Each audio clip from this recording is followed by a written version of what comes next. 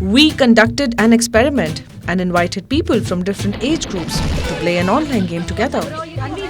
Though everyone started excitedly, the game made them curious, happy, restless, and some were even left worried. Just like them, there are other 303 million mobile gamers in India.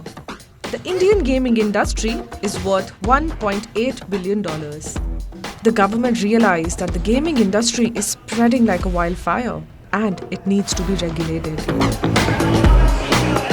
From the involvement of the parliament to Niti Aayog to inter-ministerial task force, gaming industry in its little time of inception has seen it all. Until now.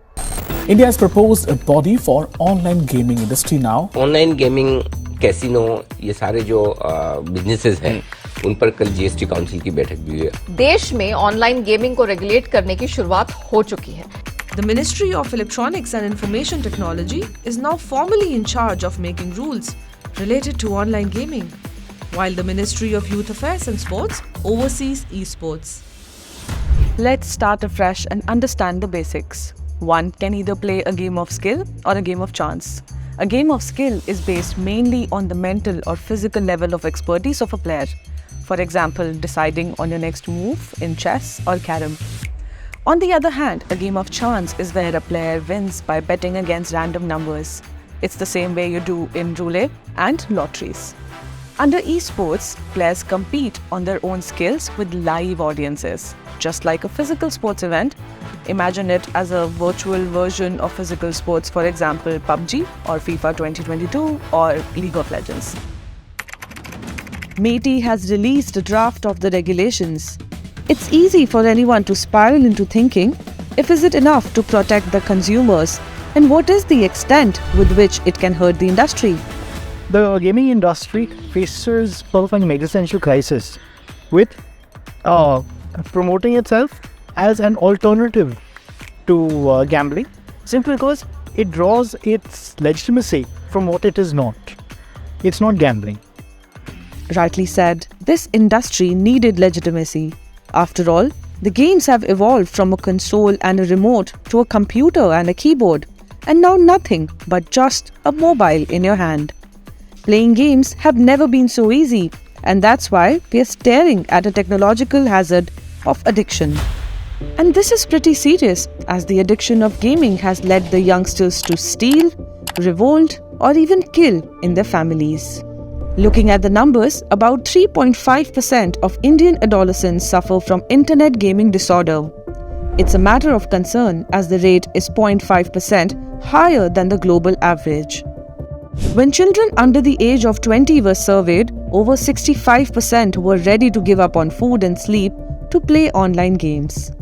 Safety concerns are being addressed through the rules. A self-regulatory body is a welcome step. It will bring in certain mechanisms to protect the users.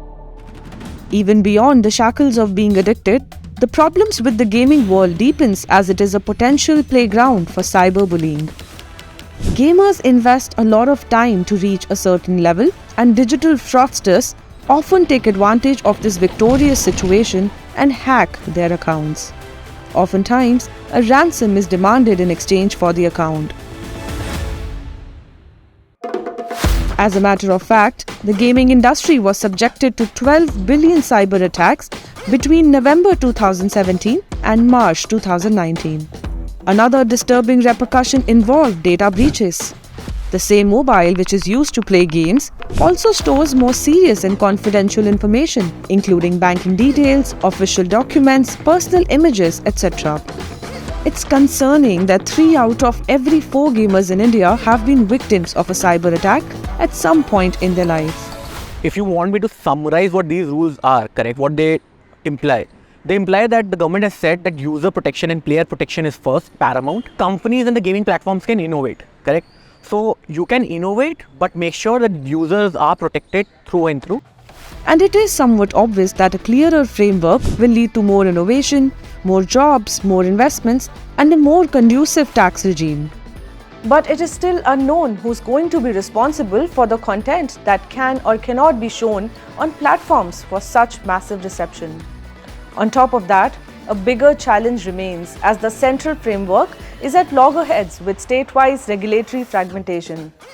Plus, what is the composition of these self-regulatory bodies?